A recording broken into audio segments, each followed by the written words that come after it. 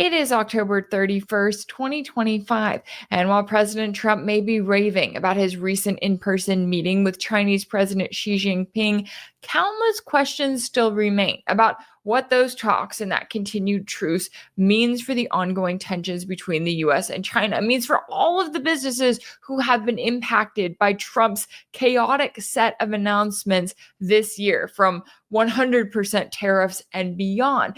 Can these businesses trust anything that Trump says on any given day when it's bound to change a week or two later? And are we likely to see more continued tensions between the US and China as you still have those hawks in Washington that are desperate for a war with Beijing, even though they know that even the US military is not going to be able to decouple from the country that it wants to fight so badly? We got into all of that and more with a special guest earlier, so let's take a listen to that conversation now.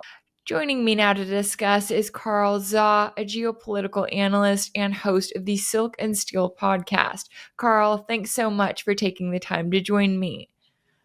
Thank you, Rachel. Thank you for inviting me. Yeah, it's great to have you on the show. Now, I want to get your take on the latest here, as I know that the presidents of the US and China met in person for the first time in 6 years, and they basically agreed to extend their current truce. You've got China agreeing to postpone restrictions on exports of crucial rare earth minerals for a year, while the US agreed to stay its tariffs of 100% on Chinese goods and its threat of export controls on subsidiaries of blacklisted Chinese firms. Trump is describing this meeting as amazing, a 12 out of 10. It seems as though he went to a different meeting than the one he actually went to. But how do you see these talks, and how likely is this truce to lead to an actual deal? You know, Rachel, I always enjoy taco, especially Taco Thursday. But I mean, Trump will present anything as a big victory. That's what he does because he's a reality TV show host, and he's a salesman essentially. What happened was the last time when we talked was when U.S. and China had a meeting that agreed to have a ceasefire in the trade war. So what happened in September was United States broke that ceasefire. In September 29th, they came out with expanded list of blacklisted Chinese semiconductor companies to include any foreign firms that's at least 50% owned by a Chinese company as well. And that led to the Dutch government to seize a Chinese company, Nesperia, a semiconductor company that's owned by its Chinese parent company, Wintec, away from China, under a very dubious wartime provision. And so that's what happened when the trade war escalated. China expanded the export control on rare earth exports, and that led Scott Bessent going ballistic. Now, at the end of the day, China has shown it's hold all the cards. You know, China stopped purchasing soybean, which really hurted a lot of the Trump-based voters, and China, there's really no going around the rare earth export control because in today's world, rare earth goes into everything. And as I mentioned before, China digs about 61% of the rare earth. But most importantly, China controls 90% of the rare earth refining. So the Mountain Pass mine in California, which do produce rare earth, up to April this year, they were still sending rare earths to China for processing because there's no processing refining capability in the United States. And they only stopped it in April because of Trump's Liberation Day announcement that raised the tariff sky high.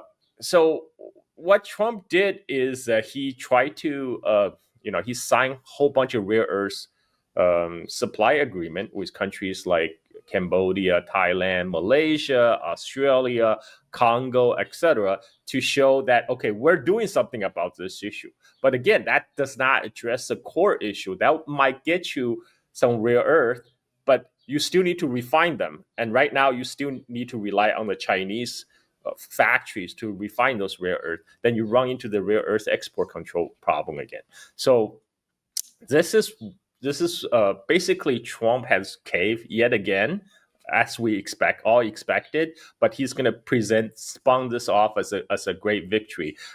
In the meantime, China is very strained in the response. They're giving Trump just enough so he can present it as a victory, like resuming the soybean purchase. So which we just basically take us back to the days before April, right? Then why did you go through all these crazy tariff announcement ending up in the same place? And also Trump have cut down the so-called fentanyl tax from fentanyl tariff from 20% to 10% on China's, saying China promised to cooperate with U.S. on the fentanyl issue.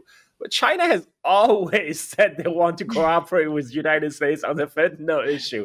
So again, nothing is new here. So now the net result is that the total tariff on Chinese goods today is actually lower on some of the so-called U.S. ally countries. So that means all the businesses who were forced to shift their supply chain out of China back in April after Trump's liberation announcement, just found themselves lost all that money, effort, and time because they were forced to move production out because they thought, okay, the tariff on China was going to go sky high, but now the tariff on China is lower than some of the other countries, and this is again, it sucks for business, but Trump is going to present that again as a great victory, and I think some of his base will go follow along on that line anyway. So this is why I said, we can't always count on whether Taco Tuesday or Taco Thursday, because Trump will always think as a victory, and some of his core base will always believe that no matter what. So Trump always have room to back down and doing tacos again. Yeah, exactly. It's like Trump literally started this fight to then claim that he won the fight, and China's just over here like, oh, okay, well, yeah, sure, we'll buy more soybeans if that's what you really want, right? Acting as though, yeah, okay, Trump. And I thought it was actually interesting that the New York Times kind of admitted this. They had a story earlier today with the headline, "The Art of Letting Trump Claim a Win While Walking Away Stronger," where they note that by withholding soybean purchases and rare earth exports, China extracted relief from U.S. tariffs and delayed export controls without conceding much in return. And they also said that Mr. Xi's message seemed to be Beijing had proven its capacity to hit back, and Washington would do well to remember it. And when it comes to the position that China is in, kind of dealing with, well, Trump's craziness, the U.S. establishment's craziness, how do you view kind of where China stands now after all of this mess that has been the last year? After all these Trump fiasco, I mean, China has shown itself to be a true global leader. I mean, China is one of the few countries that stood up to U.S. Tariff game and said, no, we're not going to play that game. If you're going to hit us with tariff, we'll hit you back. We're peers, we're equals. We will not be bullied, and we don't want to escalate into a trade war, but if you're gonna force this on us, we're gonna fight back.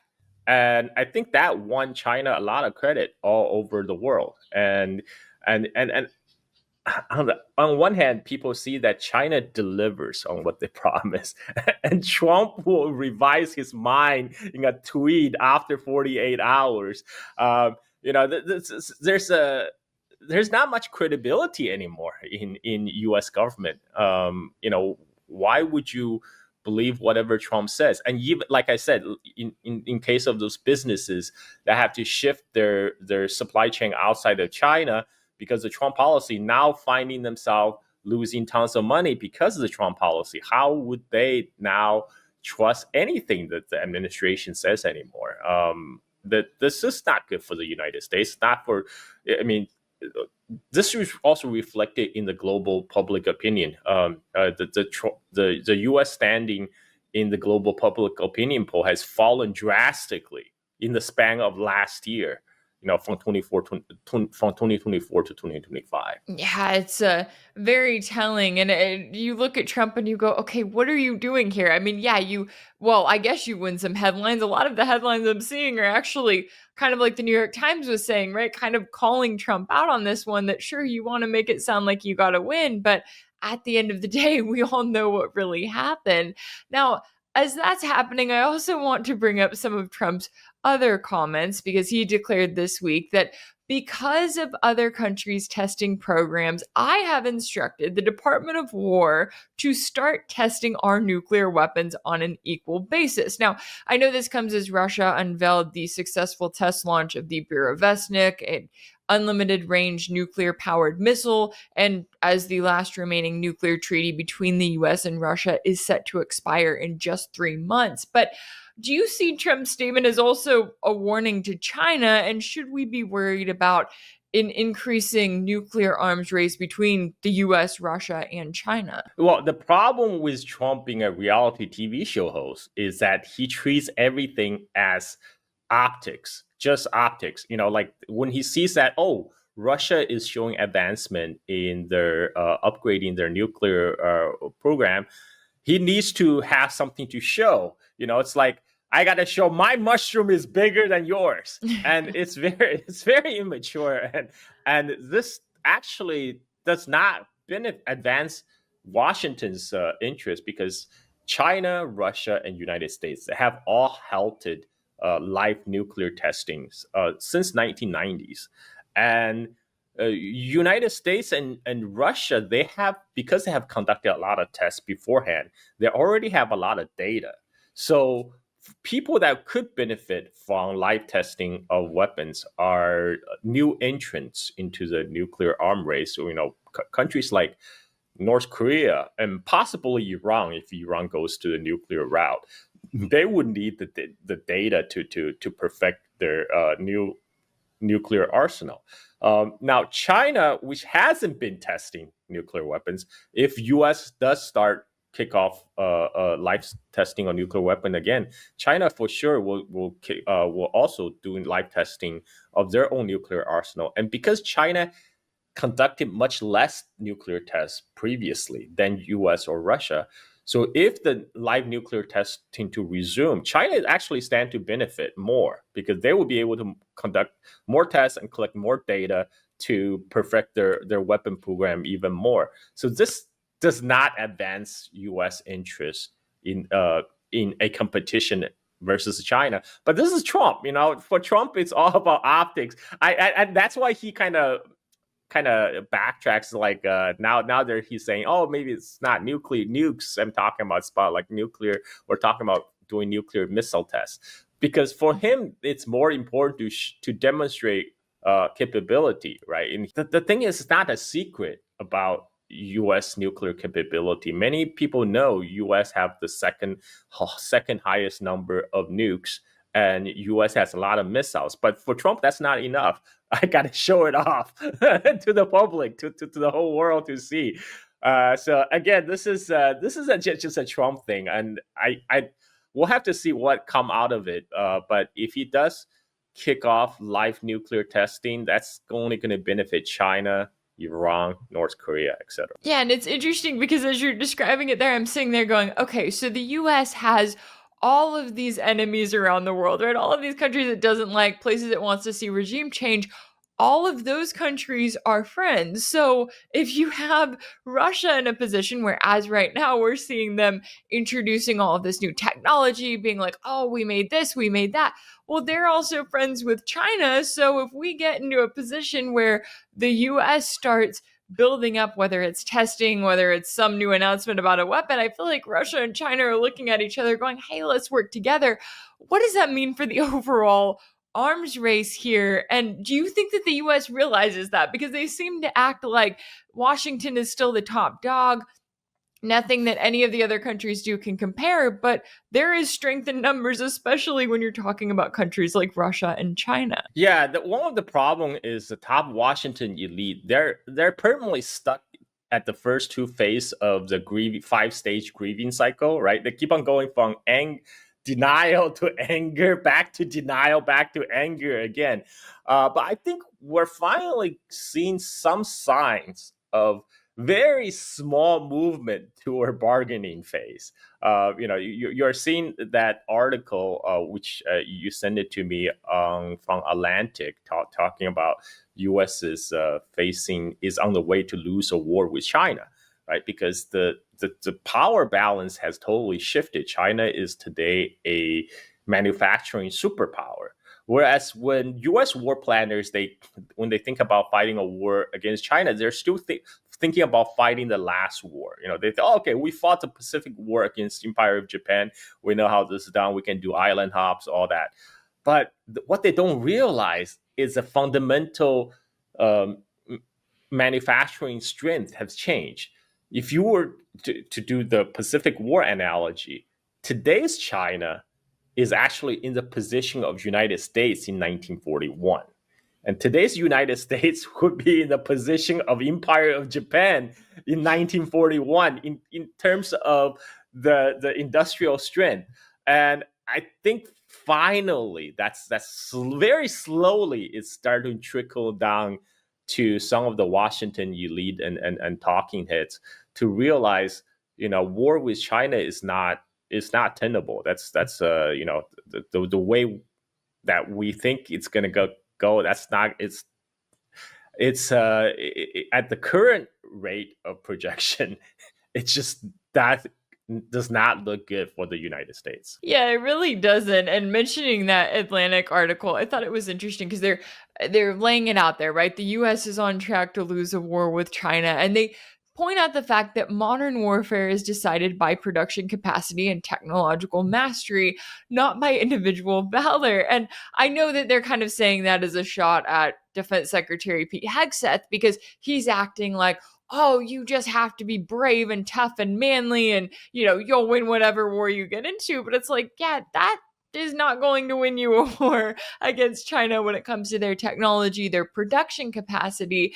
And you continue to see the US in this position where they, are still fighting a proxy war against Russia. They still are, arming Israel, whether it's so that they can bomb Gaza or for a future conflict with Iran.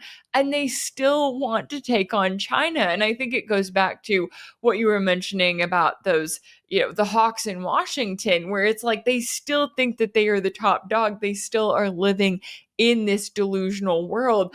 Do you see any sense that reality is creeping in? I mean, even just with these talks between Trump and Xi, where we're looking at it and going, okay, Trump is getting us to right back to where we were in March of this year. Is that likely to bring any reality into their world? Well, I think there are already some mind has been shifted on this. This is why we saw that leak from Pentagon talking about, we shouldn't make a top priority to contain China. Rather, we should focus on quote unquote homeland security and focus on the West Hemisphere, by which they mean sending ships to go intimidate Venezuela, right? So U.S. can still remain the regional hegemon in the Western Hemisphere.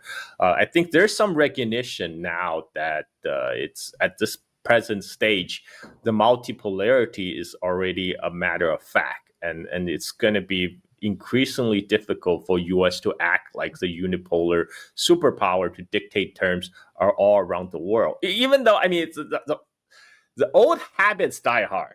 This is why, even though Trump says he wants to end the war in Ukraine, he still tried to dictate terms of peace to Russia. This is why, he was playing the hardball tactics of trying to put additional sanction on Russian oil purchase, and expect China and India to follow Washington's diktat.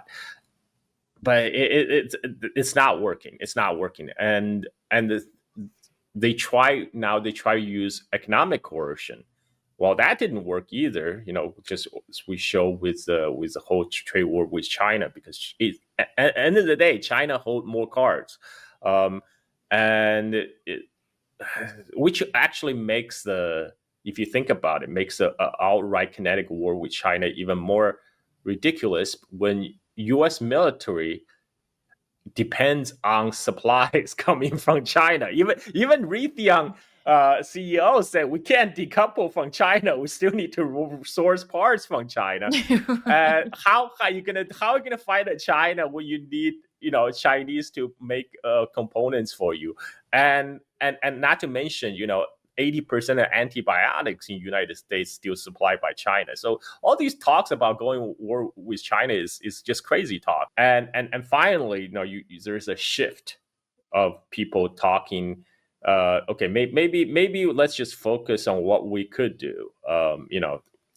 But because there has to be a war to be fought, so now they're shifting their attention to countries like Venezuela, South America, which it's not good for those countries, but at least they're getting a little bit more realistic with their capability. Yeah, it has been interesting to kind of see the dreams of, right, because it goes back to Obama's pivot to Asia, right? This is not just a Trump plan or a Biden plan or anything else like that. There has been this long-term strategy to get all of these smaller countries and islands to work for the US to be little proxies for a future conflict against China. And then you sit back and you go, wait a second, how exactly is that going to play out? The last thing I want to bring up is just China's handling of it. And this also kind of goes into Russia's handling of the US right now, because you have leaders that are like, hey, you want to get together in person and talk? We'll talk, right? You want to have dialogue? We're happy to do that. But how do you see the way that they are kind of handling the US while at the same time handling this growing multipolar world and trying to figure out, especially in China's case, if they're looking at being in the position that the US was in 1941 in terms of industrial production? It's like, okay, how do we do it right this time, right? How do we not become the crazy big empire? And I don't think that China is going to, but that has to be something that is kept in mind, especially as they are the country that is now seeing this massive growth. Well, first of all, right now, leaders of China and Russia, Xi Jinping and Putin, they appear as real statesmen right now compared to Trump. And they have their own priority laid out, which for Putin, that is still resolve the issue of Ukraine, because that issue is existential for Russia. For China, its top priority is still growing its own economy, preserving regional stability while it does so, because the last thing China wants is instability around its border areas, and because that the war is bad for business. So those are going to be, for foreseeable future, continue to be the top priority for those countries. Now, for how they deal with U.S., I mean, they dealt it like a responsible adult dealing with a petulant child, with a lot of patience, strategic restraint. And this is a thing that, because of American political culture, maybe they fail to understand, because China did not escalate as much when Trump first slapped sanction against China back in his first term, back in 2018. So from U.S. perspective, they think that's a sign of weakness. But what really happened is because China didn't want to escalate the trade war. They wanted to, just make it go away. But U.S. took that as a sign of weakness. Oh, China will not retaliate. We can just keep on cranking up our sanction pressure on them. So China, for the last 7 years, they had the time to prepare for the eventuality. They don't want to, but if there's a eventuality that they have to decouple with United States, they were preparing for that. So this is why this time they came with full deck of cards, because they were prepared. Whereas Trump, for some reason, they thought, after the Liberation Day announcement, after his tariff announcement, everything would just magically fall into place. And there's zero preparation. I mean, they completely taken by surprise when China retaliated via stopping purchasing soybeans or putting the export control on the rare earth exports. So this led to Trump serving Taco Tuesday, Taco Thursday, again and again, and so that's unlikely to change until there's a mentality shift in Washington to treat other countries as equals. Like that might take some time because, like I said, the old habits die hard.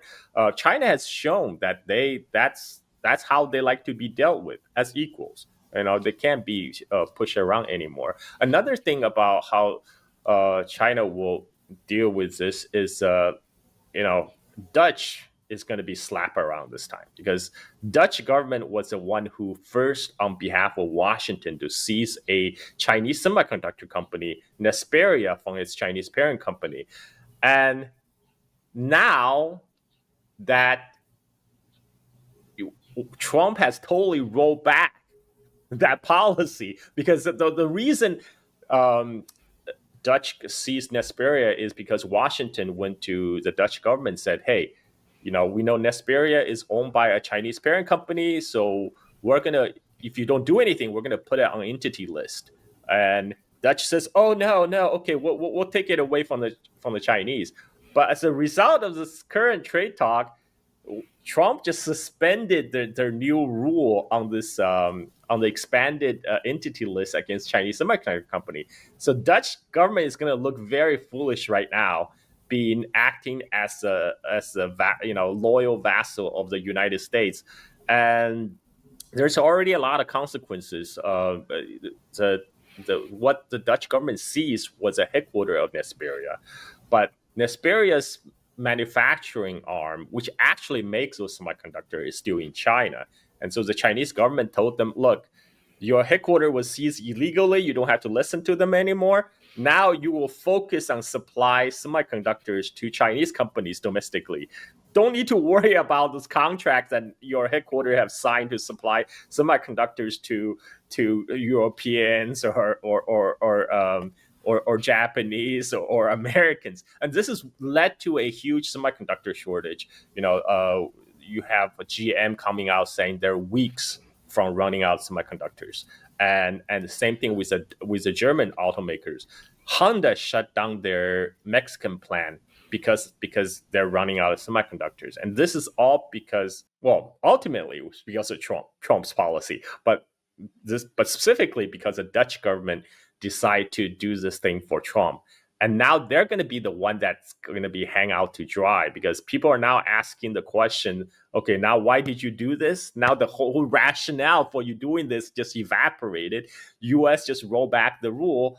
And I think Chinese government will very likely to make an example of the Dutch. Yeah, that's a great point, and I think a great reminder that the Trump administration, they still are acting like they are the top dog. You still have countries that are going to try to comply, but as you're pointing out there, that compliance may only be good for a few weeks or a few months before Trump changes his mind. And then you have to bring in the question of, okay, what is actually good for business versus just what is trying to make Trump happy, because clearly that changes with the wind. I know that there is certainly a lot at stake here all around, and I always appreciate you taking the time to join me to break down all of the latest here and to educate us on a few things that are happening in our world.